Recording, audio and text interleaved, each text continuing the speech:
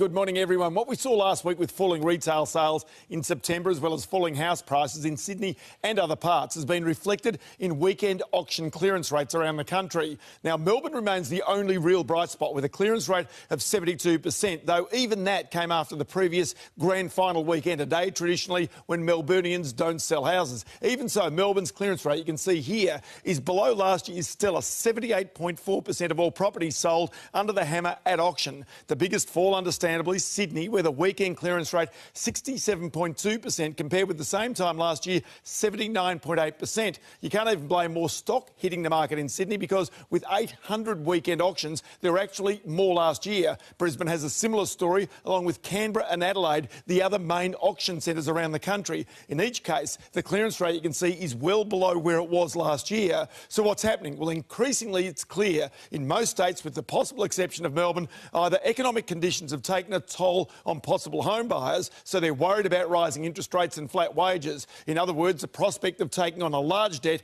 is a big concern. At the same time, banks and lenders are more conservative. That means greater checks on a person's capacity to repay a loan and stress testing borrowers' ability to repay if mortgage rates jump back to, say, 7 or 8%. So let's do that. Take a $500,000 mortgage over 30 years at 4.25%. The monthly repayment now $2,459 a month. But if that's stress tested at, say, 7.25%, the repayment is $3,410 a month. That's almost $1,000 more a month after tax. Now, the question every borrower has to ask is, with wages flat but electricity and other costs rising, can you afford it? Now, over the weekend, the Dow Jones down one after weak employment numbers. The dollar this morning, 77.7 US cents.